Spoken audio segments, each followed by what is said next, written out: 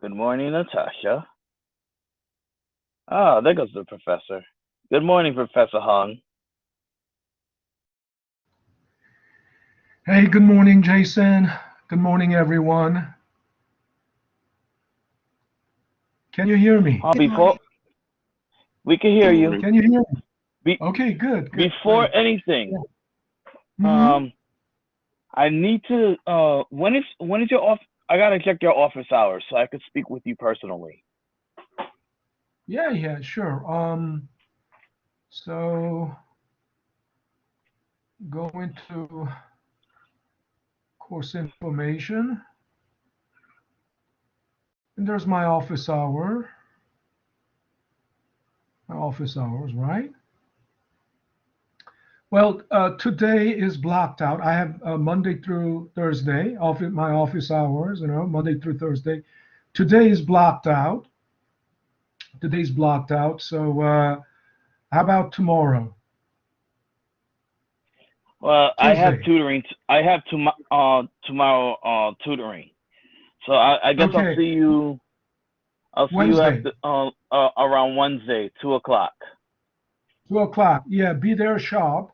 Uh, if you there's the Zoom link. If you click on it, um, you just need to click on it. Okay.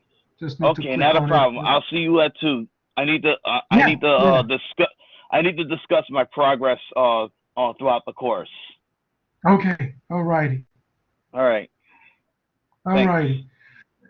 You're welcome. So I'll have to mark it down somewhere on my calendar. Um,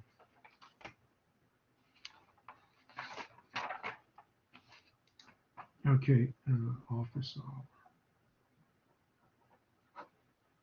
Wednesday. Wednesday is 11. Today is 17. Jason. Okay. All righty. All righty. And let me quickly check. Let me stop sharing and quickly check.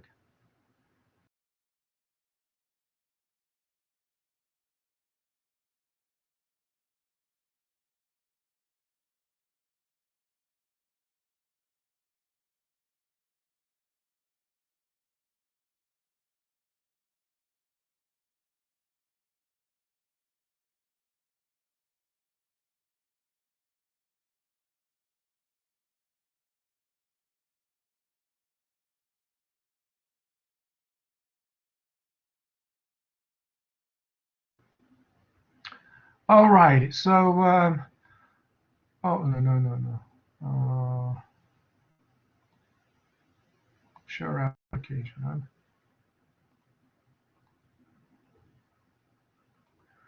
Huh? Okay.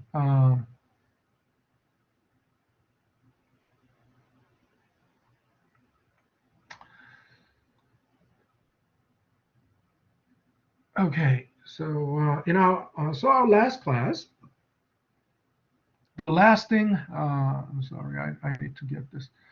Um, Somehow, while the session was being recorded, okay, I'm going to have to delete this.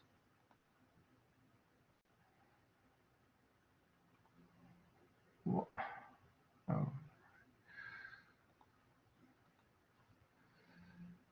Um, During the recording, I was writing an email during the break, and during the break, usually I would shut off the camera or shut off the session, shut off the sharing, screen sharing, and then I forgot to shut off the screen sharing, and I was entering to use my BMCC email. I was entering my password and things like that. So, and then that was, captured on the screen. Question: Yeah.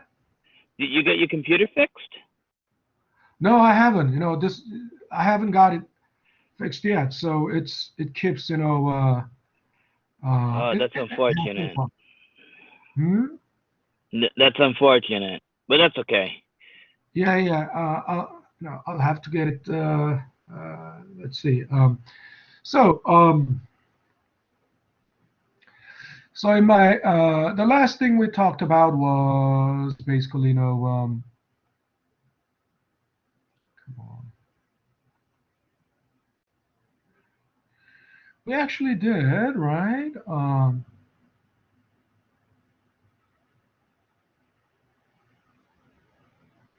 Where's the bottom?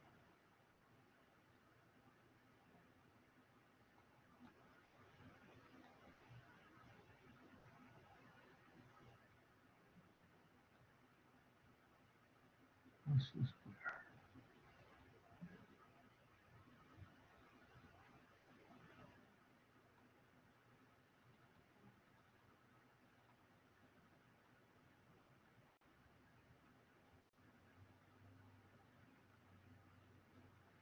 okay. Where are the bottom tabs? That's the oh, okay. So actually, in our last class, we nailed this, right? Remember, uh,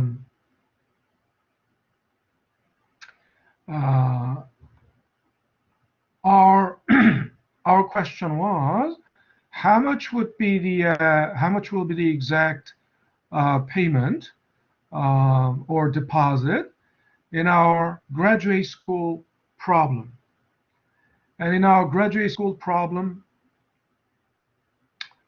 um,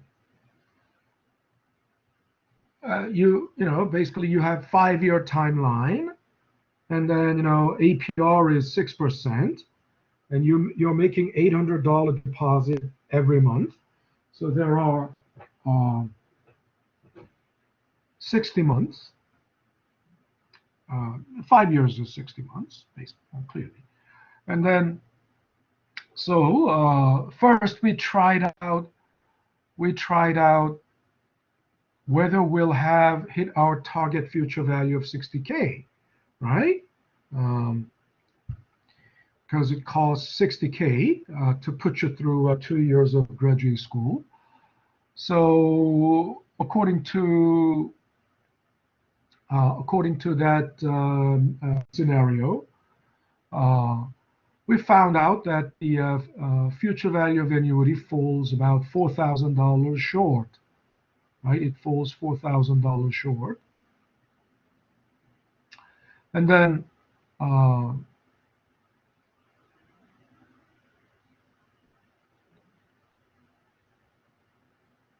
we tried out a couple of other scenarios because $800 won't take you to the target future value of 60K, and still you will be falling about $4,000 short.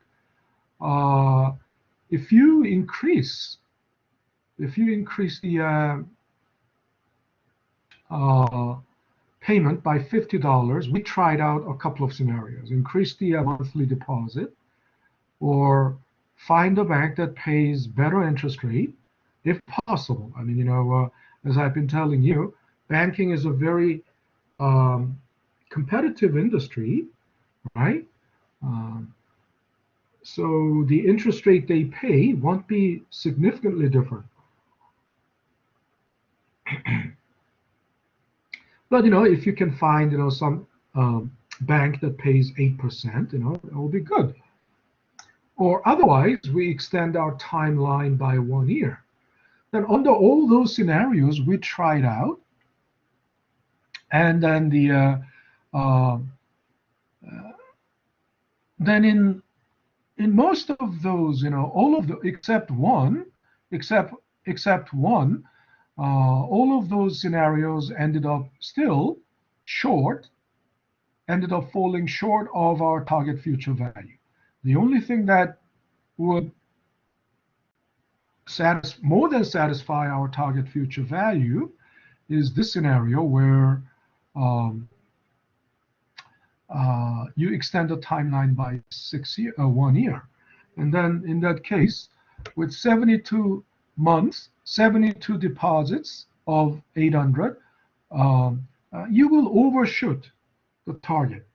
But no, this is not important. I mean, obviously, overshooting the target means, delaying your or postponing your goal by 1 year.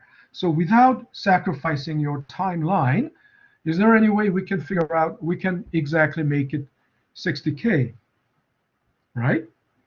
With a 5 year timeline and with 6%. So yes, and we talked about it last time. We can nail the exact payment. How? Because this formula is already in z equals x times y format, and I've been telling you over and over. Um, no matter what, right? No matter how complex an equation may look on the surface, right? Deep down in the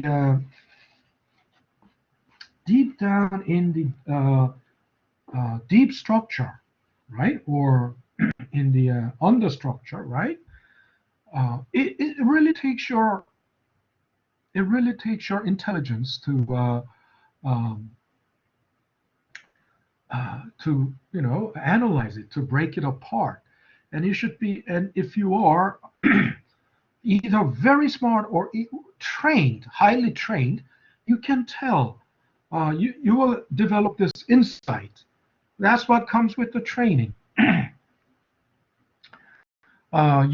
You can break it into a z equals x times y structure, and once you can identify that, then it's easy because the payment. Now we want to know what's the exact payment. We want to nail the exact payment. Exact payment is so the um, payment is the x.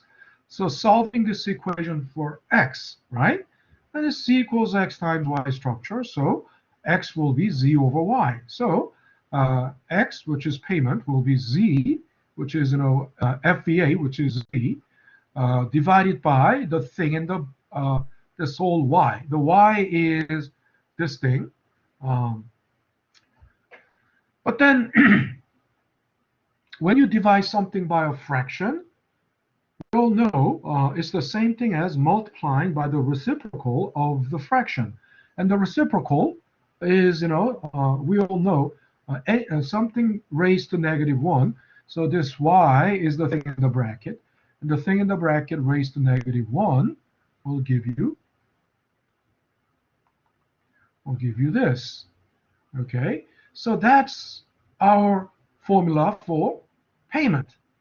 And then using that, we found it. Using that formula, we found it. Okay? So we'll just give it one more try. We'll give it one more try. And also, in the annuity problem,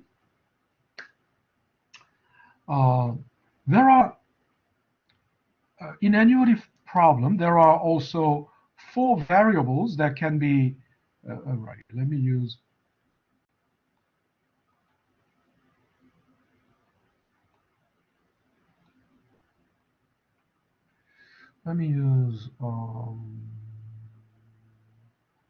whiteboard.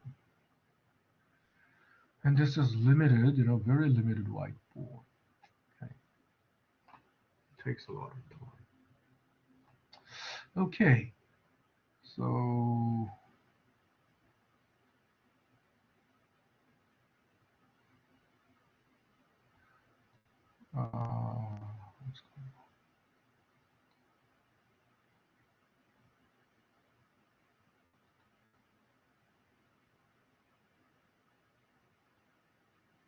all right.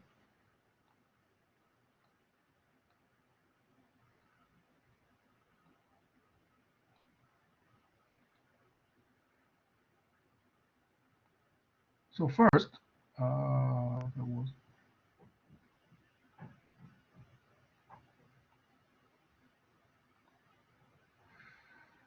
future value of annuity is the unknown. And because in that formula we have payment can be unknown, right? We talked about this. Future value of annuity if that is the unknown, right, we know how to do it. And if payment is the unknown, we know how to do it. And then also then, what if R is the unknown? Right? And that's what we need to find. Also, N can be the unknown. Right? Just like in the single Just cash like flow T, model. term as well. What? Never mind. Sorry. Say it again. I did say N, term. yeah, N is the number of payments or number of compounding. Okay, so eventually you might need to turn it into years. Remember, because N is the actual number of compounding. It can be monthly, it can be in months, or it can be in quarters, or it can be in years. But eventually, if the question is asking for how many years will it take, then eventually you will need to convert it into years. Also, R, since R is the periodic rate, it could be monthly rate, quarterly rate, or daily rate, whatever. So eventually you will need to, if the question is asking for annual rate, you will need to convert it into APR. Okay? Excuse me a second.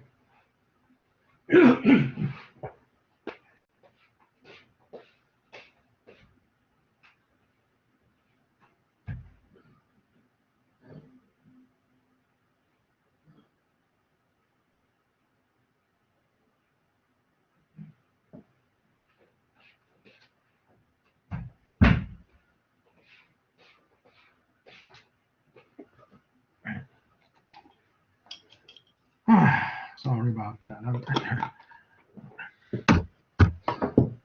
I'm having a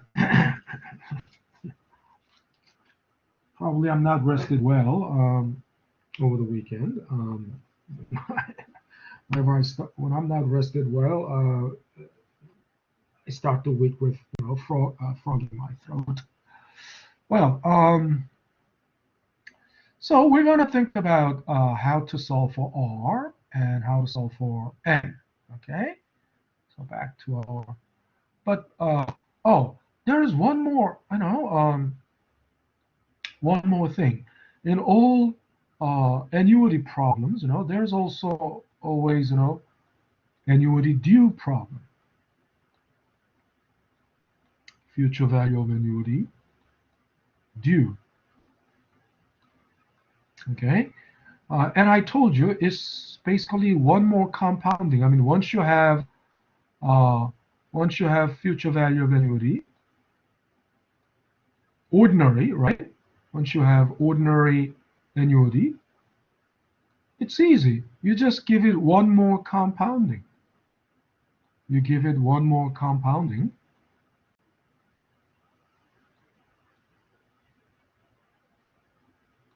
You give it one more compounding, and that's it, right? And it's very well explained in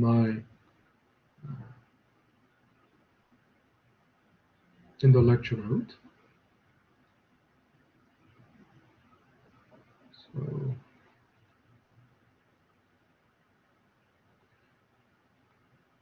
okay.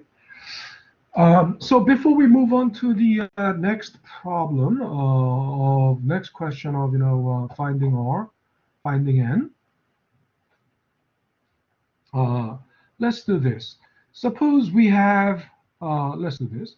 We have 7.5% APR. Timeline is 6 years. Compounding is quarterly. And our target future value is 60K. It's also, think about the same graduate school problem. You need 60K, but now timeline is 4 years. But APR is 7.5.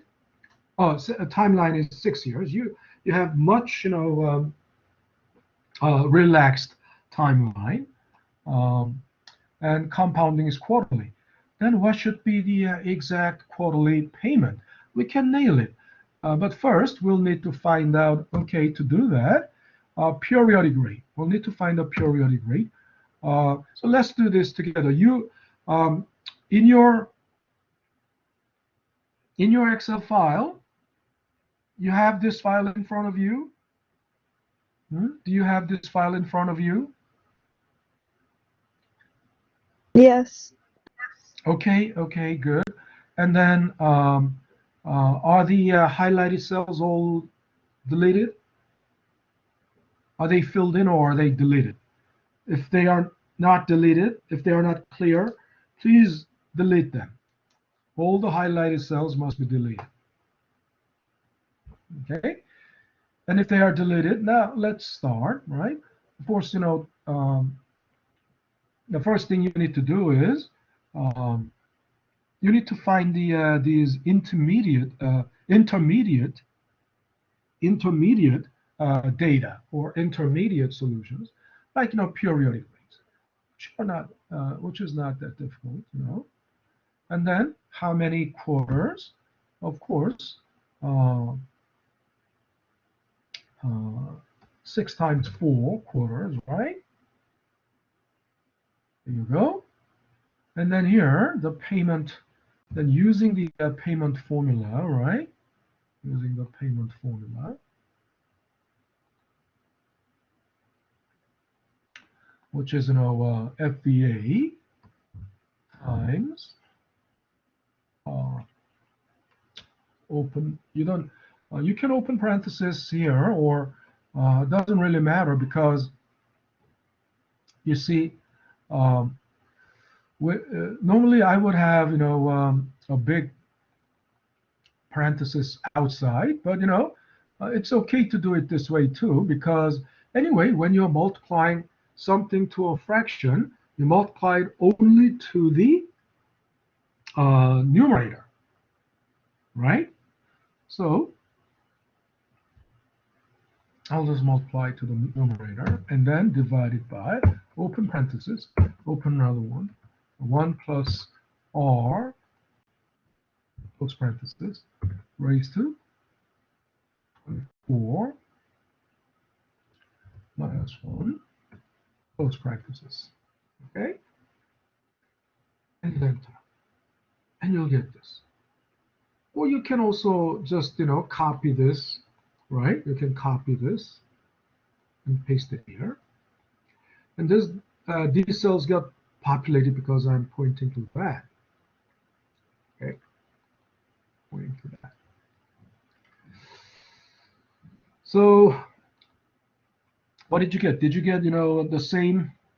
Did you get the same number? Got it. Okay, good, good. Now, so then our next question is, so how do we solve for rate and how do we solve for n? Now, so without further ado, let me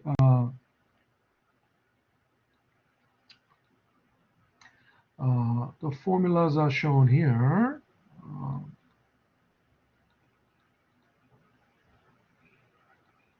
Now, first, solving for n, right? These are steps of derivation. I'm not going to go over this again. I'm not going to go over this because, you know, it's just steps of derivation. I mean, it will be nice if you knew, but, you know, if you could do this. But again, it's the same idea. You'll need to isolate the term with n, right? So from this step to this, you can understand. You'll have to divide both sides by payment, and then move 1 to the other side, or plus 1 on both sides. And then I have i's. And then, you know, like in the single cash flow model, there's no other way. You have to use natural log. You take the natural log of both sides, and eventually you come to this. And that, so you only need to, the conclusion is this. This is the formula. Some students ask me, do I need to memorize all that formula? they don't even have the patience to read through everything. The whole thing is not the formula for n. The whole this is the formula for n. But there's no formula that just comes, that just pops out of the thin air, right? There's always, it started from something, go through some, transformation, go through, steps of derivation, and then arrive, right? You arrive at the final step. But some students don't even understand it. They think this is the whole thing. And for those people who don't even, understand how it, this is the process showing how it came about. For those students, I just have no, I just have no words for those students. They, other than, I mean, if they, those students never, because in the past there have been students like that, and they have never followed my class at all, right? During the collaborate session or through the main lecture, they haven't followed my class at all, and um,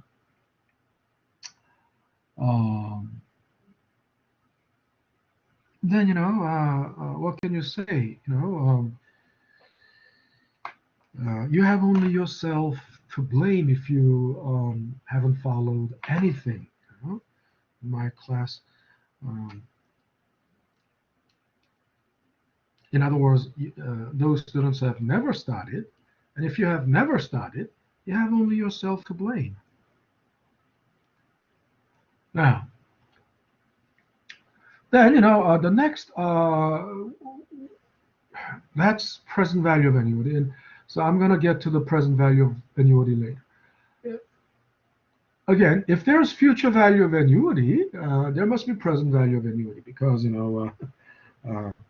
for any future value there is present value. Of course, for future value of annuity, the counterpart is payment. The counterpart is payment.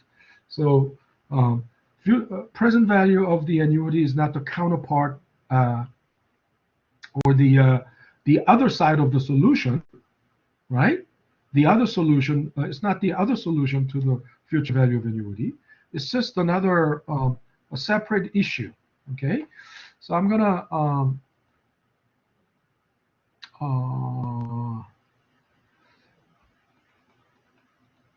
so the formula for n. Then what about the formula for rate? Here's the thing. There is no single mathematical process to find rate. In multiple cash flow model, especially in annuity problem, the textbook or the traditional method was, basically trial and error. You take a guess and try out a couple of numbers, couple of candidates, and whichever candidate lands you to the exact future value, that would be the one. But then this is a stupid thing, really. Why? Because a trial and error method is like a primitive. Only a caveman would do that. A caveman can, it's called, iterative process. Of course, without the computer, prior to the days of the computer, it was just trial and error method. I mean, there was no mathematical way of, nailing it. And also remember, you think about it. Remember the free form, right? Multiple cash flow, free form, a multiple cash flow model, free form, right? In which case, rates are different every year, right? And your payments are all different. Your deposits are all different every year, right? In that case, how can you solve for rate? There is no way. How can you solve for the deposit for unknown year? There is no way, right? So Then, for any iterative process, so the trial and error method is called also iterative method. Iterative. We reiterate the same thing over and over, right? Each time plugging in different numbers, different possible numbers. So such a process, such an iterative process can be handled best by the computer. So we have to rely on the computer. So in that case, we'll have to use the rate command in Excel. So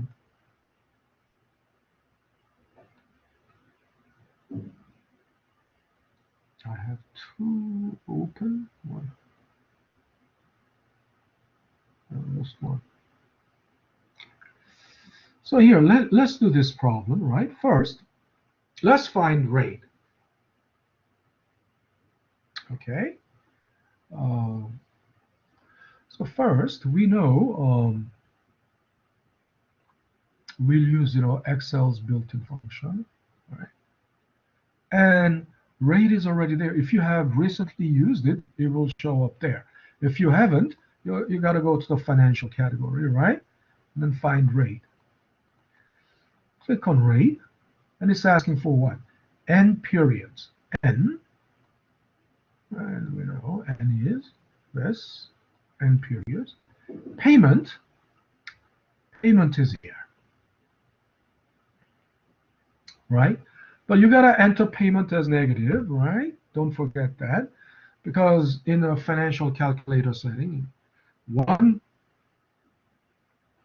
thing must be cash outflow, and one thing must be cash inflow, right?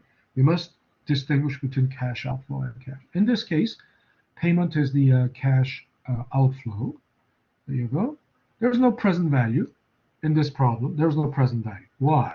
Of course, this is not a single cash flow model, right? So there's no present value. And then future value, we have target future value here. Enter it. And type means whether it is ordinary annuity or annuity due. And if it is ordinary annuity, you enter 0 or just leave it blank, because blank is 0, right? Automatically blank is 0. You enter 0, and you enter 1 if it is annuity due. Now think about it. Why would they put 1 for annuity due? Why would they put 1 for annuity due? Remember what we had here? Annuity due has one more compounding.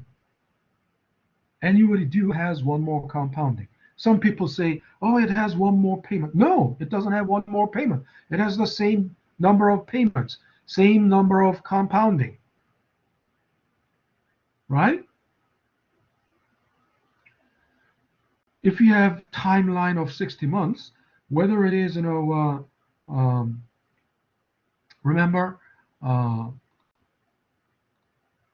in this timeline, this one is ordinary annuity and this one is annuity due, right? They both have 5 deposits. They don't have different number of deposits. They both have 5 deposits. And annuity due has 5 deposits, ordinary 5 deposits. The only difference is that, annuity due starts at the beginning, right? And therefore, it results in one more compounding. Every term, every payment has one more compounding. That's why. Okay? Not because there's no, not because there's one more compounding. Some people just, easily, I don't know where, they just, some people come up with that unfounded idea. They just come up with that unfounded No, it's not because of one. There's no one more uh, payment or deposit. Um, it's just one more compounding. Now, what did I say? Unless otherwise instructed, right? Unless otherwise specified. Um, always default is always the ordinary, right? Ordinary means it's the default, right? The other thing is a special case, okay?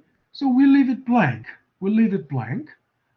Guess, we don't have to guess. Sometimes they, without, we don't need to guess. It already gave us, 0.5% here. Hit OK, we get 0.5. And that's not the answer yet. Why? Because the final answer is, I mean, the question was asking, so what is the annual rate? I mean, I've been telling you, all the rates are basically quoted as annual. All the rates must be quoted as annual. Okay? That's why from the beginning of the semester, that's why from the day one, right? From the day one, I said, from the day one, uh, uh, what was the first thing we did? The holding period return and annualizing it, right? Annualizing holding period return. And so why annualize? Because all the rates must be okay. Anyway, finding this is easy, right? That times, periodic rate times 12. And there you go. And then let's find n. But before we do that, try this again. So here, let's find n. To do that, we'll need to first do this and find, so we'll need to use the formula, which is, natural log of FEA over, if I remember that correctly, times this thing times R and plus 1, I think. Let's see.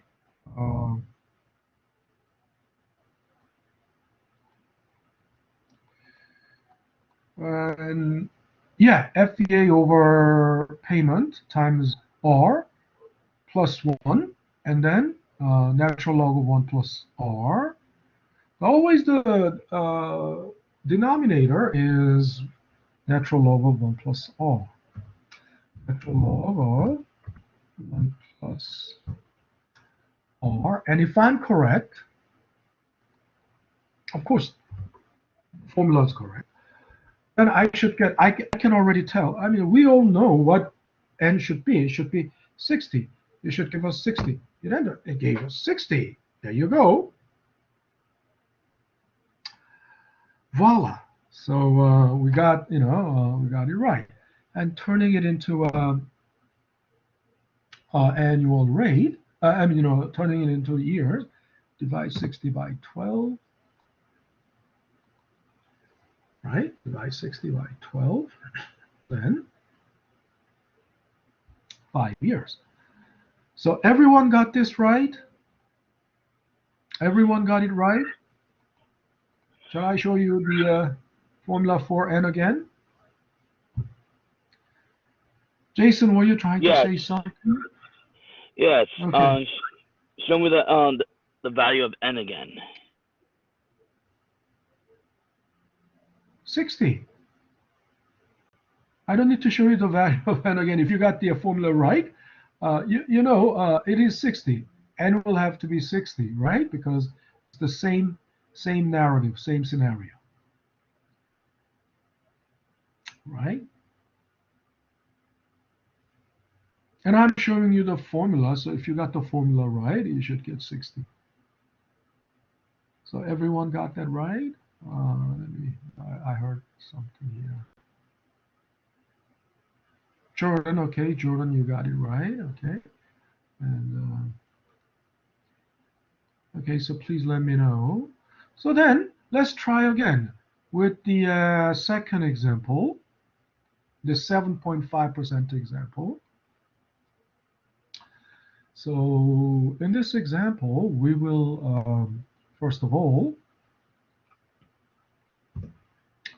we know this whole thing should have been highlighted. 6 times 4, we have 12, right? Why not in highlight?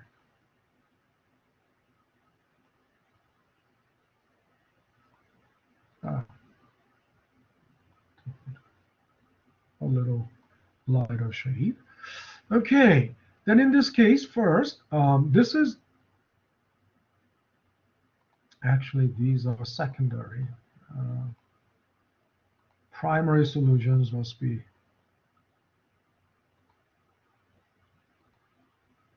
these. All right, let's find what the periodic rate should be, and of course we use Excel's in this case. There's no other way. We have to use rate command. N periods 24. Now the reason I'm using see, if I use this dialog box, you don't have to put those commas. But if you just start with equal sign rate, and then you will know where to put the commas. You have to make, and whatever is missing, there should still be commas. I'll show you what I mean later. And payment there, and make sure you enter it as negative, right? Because it's cash outflow, and then there is no payment. As future value. Okay, you see here between payment and the future value, there are 2 commas. Why? Because by Excel's syntax, the syntax must you remember there was present value, which is irrelevant in this case, but still that space must be left. That space must be there, right? That place must be held there. That's why 2 commas. Between these 2 commas, that means that's the blank space for that present value, which is the syntax. Which is the syntax of this, which is the grammar, of the. Which is the syntax of the. I'm having a hard time even breathing. So, which is the syntax of Excel. So you can't ignore that, right? And then type, we leave it as 0. We leave it blank because there was no mention. There was no special mention about annuity due. So we assume ordinary annuity. So hit OK. Of course, we should get 1.88. Then, what did I say? All the rates must be annual. Okay, so then we multiply this by 4. I mean, whatever. I didn't even know. I mean, I just remembered it was quarterly. But don't bother. You don't even have to bother remembering whether it was quarterly or daily or whatever, because as long as you entered initial input correctly, all you need to do is times m, right? It's going to correctly give you that. And so let's finally do this. Finding n, natural log of value over payment times r.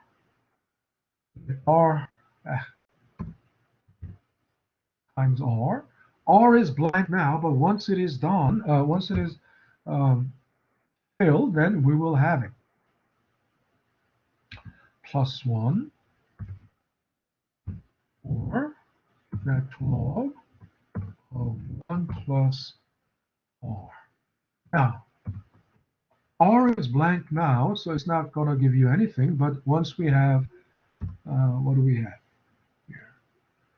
Annual rate divided by m, and it gives you 1.88. And once this is found, then it automatically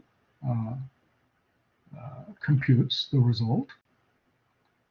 And that is 24 quarters. So if you divide it by m, it's going to give you 6 years. Okay? So everyone is all good to this point? Everyone is okay? Everyone? Everyone is okay? Yeah. We got All it. righty. All righty. Very good. So that's all the time we have. So I'm gonna have to call it a day. I'll stop sharing, stop recording, and sign out. Have Okay. a great afternoon, everyone. I will see Likewise. you guys all. All righty. Thank you. I will see you guys all on Wednesday. Okay.